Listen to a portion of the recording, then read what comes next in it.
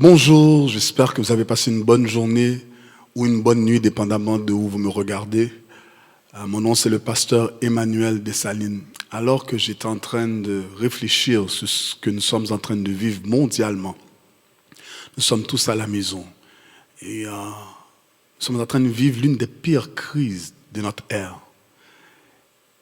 Et c'est à ce moment-là que j'ai eu dans ma mémoire le moment où je vivais des moments extrêmement difficiles, où je n'avais pas d'équipe de louange, je n'avais pas d'église, je n'avais pas aucune structure du culte habituel que nous avons.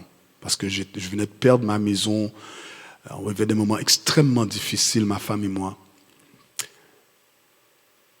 Et à ce moment-là, j'ai appris à adorer Dieu. Je voudrais juste que vous réfléchissiez quelques secondes sur ça. Si pendant 1 an, nous ne sommes plus en mesure de nous réunir physiquement, comment tu vas faire pour pouvoir adorer Dieu si tu n'as jamais appris à le faire par toi-même?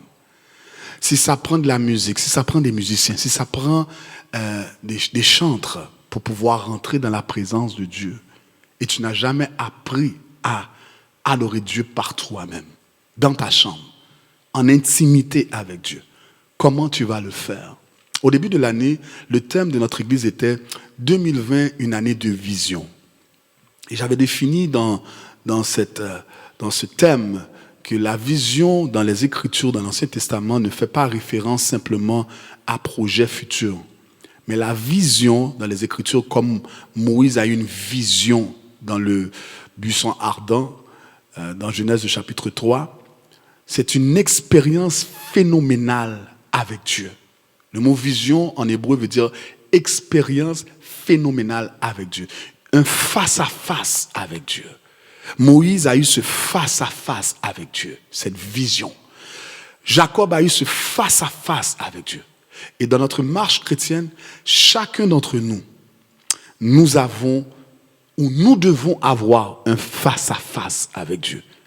Donc pendant que nous sommes en train d'être confinés à la maison, c'est le temps où nous devons nous approfondir dans notre communion avec Dieu. C'est le temps où nous devons apprendre maintenant à adorer Dieu. Donc mon but ce matin, ou ce soir, dépendamment où vous me regardez, ou à l'heure que vous me regardez, c'est de vous montrer comment faire pour rentrer dans la présence de Dieu. Lorsque j'étais seul dans mon appartement et que j'avais rien à manger, que j'étais seul, j'ai appris à adorer Dieu. C'est pour cela que je ne suis pas un musicien, je ne suis pas un chanteur, mais je suis un adorateur. Et j'ai appris à adorer Dieu dans les moments difficiles de ma vie, dans les moments où tu te demandes quoi faire, quels sont tes outils. Mais la présence de Dieu répond à tout. Et il y a des moments où je rentrais simplement dans sa présence et la paix m'envahissait totalement, la paix m'envahissait. Et c'est ça que je veux faire avec vous dans les prochaines minutes. Juste que nous puissions l'adorer juste quelques instants. Juste qu'on puisse lever nos mains là où nous sommes. Lève tes mains, juste laisse-toi aller dans sa présence. Parce que là où tu es, tu ne peux plus rien faire. Tu ne peux plus rien faire, tu dois juste compter sur lui. Comment rentrer dans sa présence? C'est simple. C'est venant simplement comme un enfant qui entre dans la présence de son père, de ses parents. Et là, on commence simplement à rentrer doucement dans sa présence. En chantant ce chant. Car tu es Dieu, au-dessus de la terre.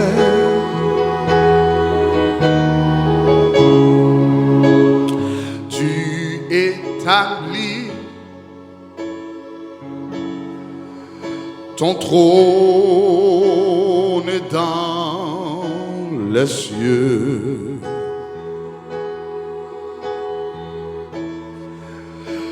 Car tu es Dieu, au-dessus de la terre.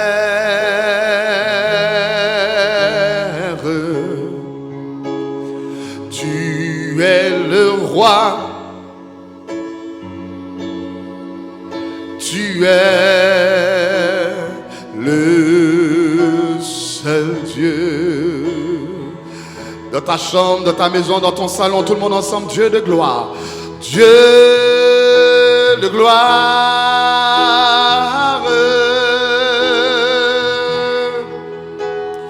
Dieu de gloire.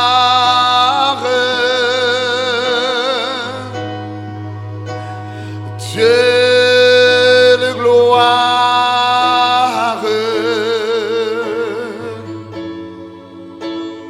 Tu es roi.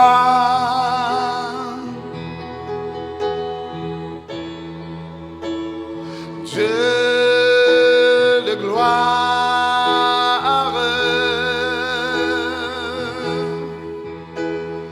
Dieu de gloire.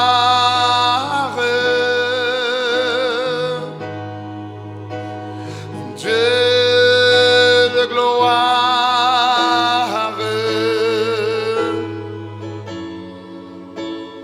Tu es roi.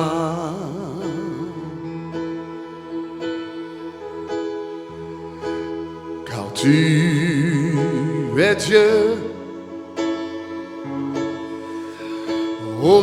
au-dessus de la terre.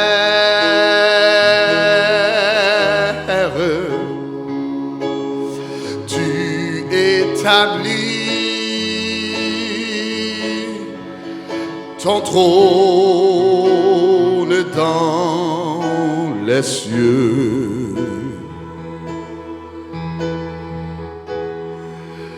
Car tu es Dieu au-dessus de la terre.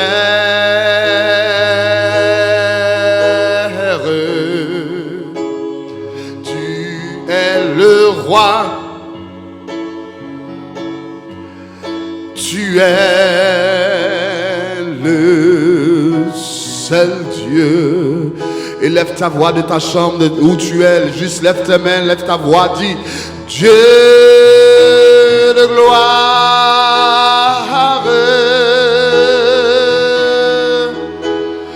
Dieu de gloire.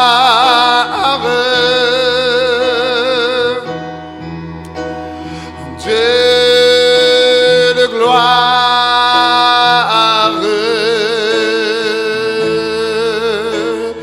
Tu es roi.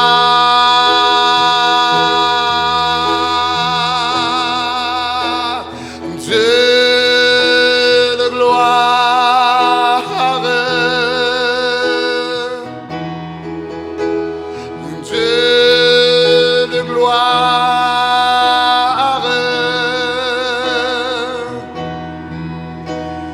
Dieu de gloire.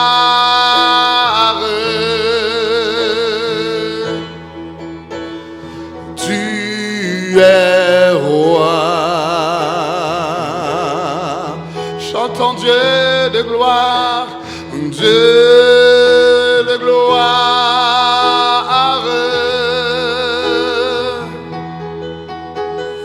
Dieu de gloire.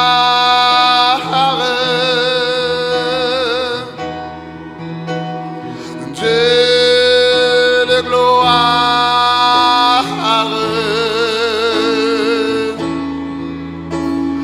Tu es roi.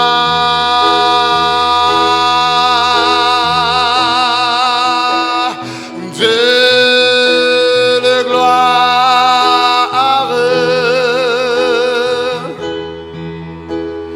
Dieu de gloire.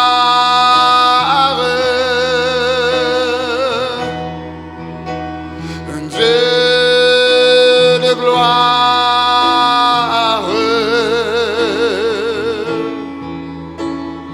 Tu es roi.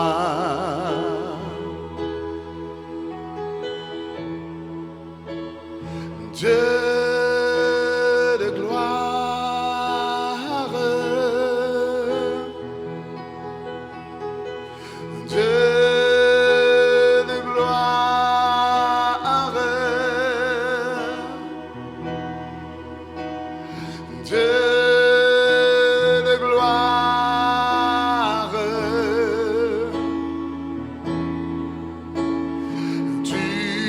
es roi.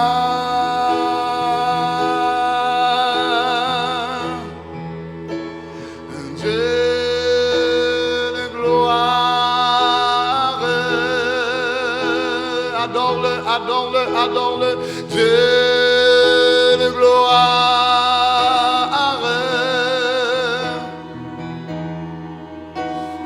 Dieu de gloire,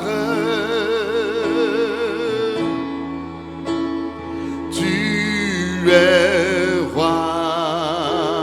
Allons le plus haut, allons plus haut, chantons Dieu de gloire,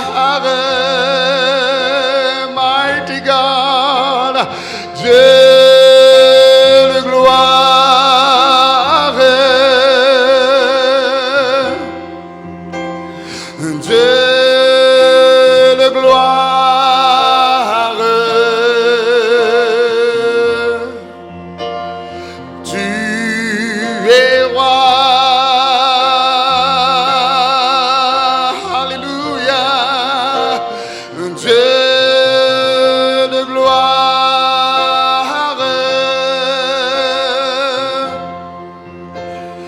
Dieu de gloire,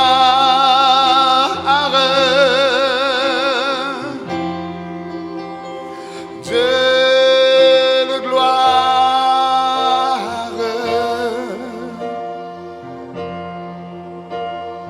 tu es roi.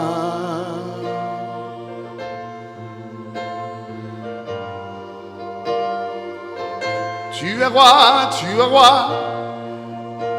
tu es roi, tu es roi, tu es roi, roi des rois, roi des rois, roi des rois, roi des rois, roi des rois.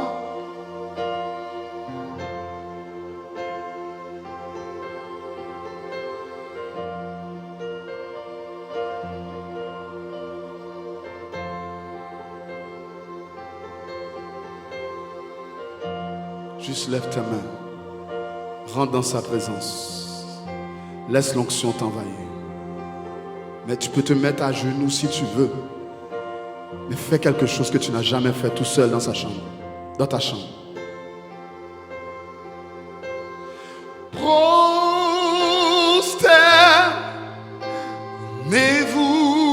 Prosternez-vous devant votre roi.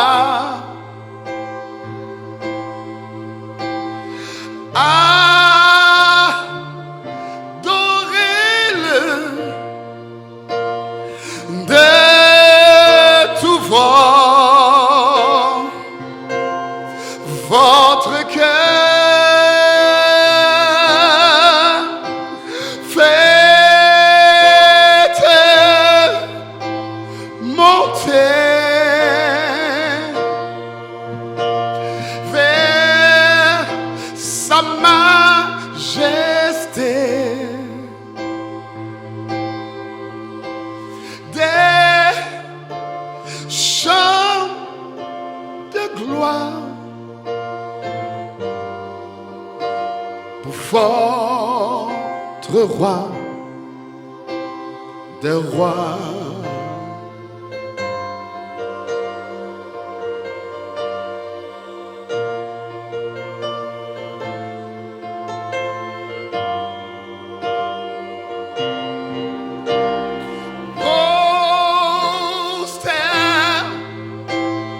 Prosternez-vous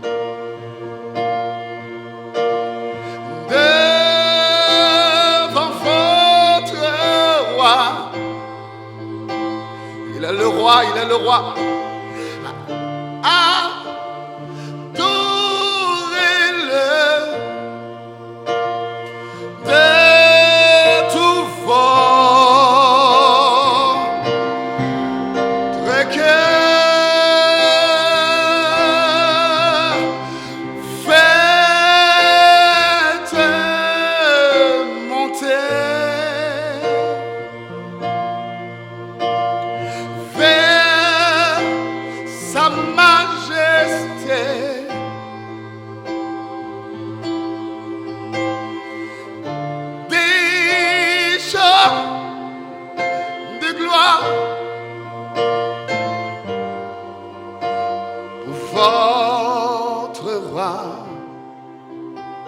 de roi.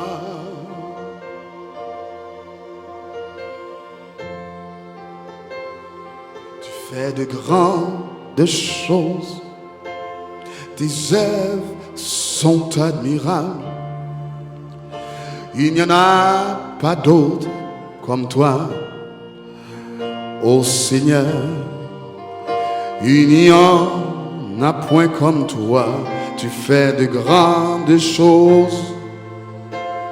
Tes œuvres sont admirables. Il n'y en a pas d'autre comme toi, ô Seigneur. Il n'y en a point comme toi.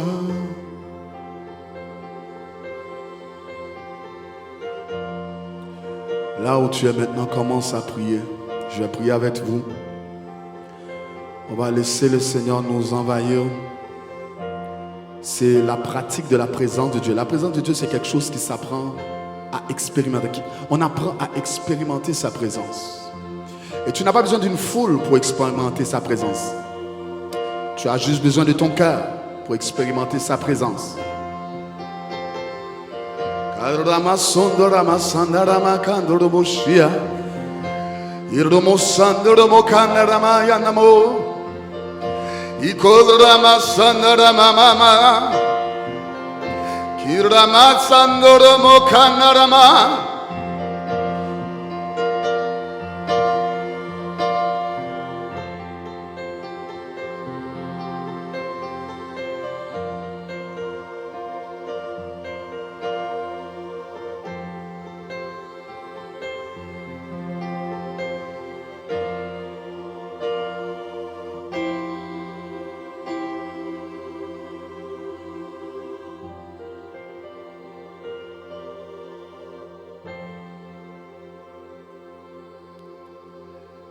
Je voudrais prendre ce moment maintenant, dans le nom de Jésus-Christ.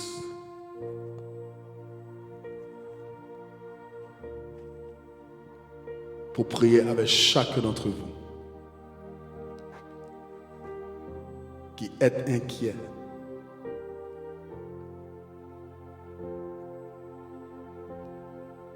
Seigneur, laisse que ta présence maintenant envahisse ton peuple. Qu'il soit de Montréal, du Canada, de l'Europe, de l'Afrique ou des Antilles. Je prie que l'onction de Dieu qui surpasse toute intelligence maintenant, l'onction qui surpasse toute intelligence maintenant, soit accordée à ton peuple.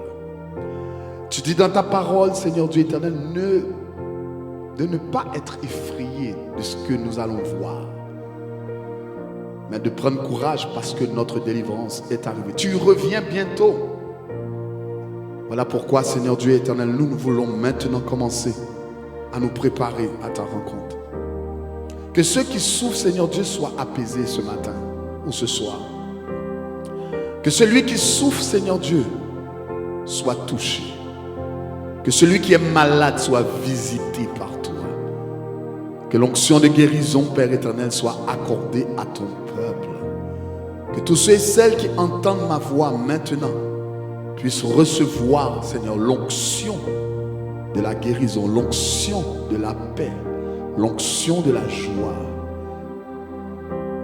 Parce que tout est sur contrôle. Tu es au contrôle de toutes choses. Tu n'es pas surpris par ce qui se passe. C'est pour cela, Seigneur Dieu éternel, je libère, Seigneur Dieu éternel, cette adoration devant toi. Tous ceux et celles, Seigneur Dieu, qui t'adorent maintenant là où est-ce qu'ils sont, Père. Tous ceux et celles qui t'adorent, Seigneur Dieu, de leur maison, Papa. Je te demande dans le nom extraordinaire de Jésus, visite nos maisons. Comme tu l'avais fait, Seigneur Dieu éternel, lorsque le peuple d'Israël est en Égypte et que l'ange de la mort est en train de frapper l'Égypte. Ton peuple était devant toi. Seigneur, ton peuple à travers le monde est devant toi. Devant toi. Je te demande de les visiter. Et permets, Seigneur Dieu, que nous puissions sortir de cette crise. Non pas affaiblis, mais plus forts spirituellement. Non pas découragés, mais totalement encouragés. Totalement en communion avec toi. Je le crois de tout mon cœur, de toute ma force, que ce moment est le meilleur moment de l'histoire de l'Église, parce que nous nous approchons de toi. Je te le demande au nom du Père, du Fils et du Saint-Esprit, dans le nom de Jésus. Pendant que nous sommes en train de terminer ce petit moment d'intimité, je veux inviter quelqu'un qui ne connaît pas encore Jésus-Christ. Ce que vous lisez dans les journaux était écrit déjà dans la Bible. Je répète, ce que vous lisez dans les journaux était déjà écrit dans la Bible. Dieu avait déjà prophétisé cela. Jésus l'avait déjà annoncé. Et il a mis un plan de sauvetage pour que nous puissions nous échapper à ce qui s'en vient. Ce plan de sauvetage, c'est quoi? C'est d'accepter Jésus-Christ comme sauveur personnel. C'est de le reconnaître comme le Dieu de nos vies.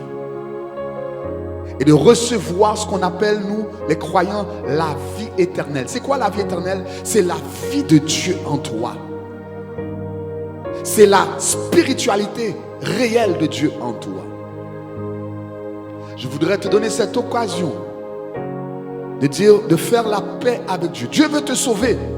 Mais si tu ne l'acceptes pas, il ne pourra pas le faire. Il voulait sauver les gens qui étaient dans l'époque de Noé lorsqu'il y avait l'annonce du déluge. Il voulait tous les sauver, mais ils n'ont pas accepté de rentrer dans l'arche. Aujourd'hui, tu as le privilège. Alors fais cette prière avec moi. Dis: Seigneur Jésus, je te reconnais comme mon Dieu. Je reconnais que je suis un pécheur. Je reconnais, Seigneur Dieu, de t'avoir offensé. Mais aujourd'hui, je sens que j'ai besoin de toi.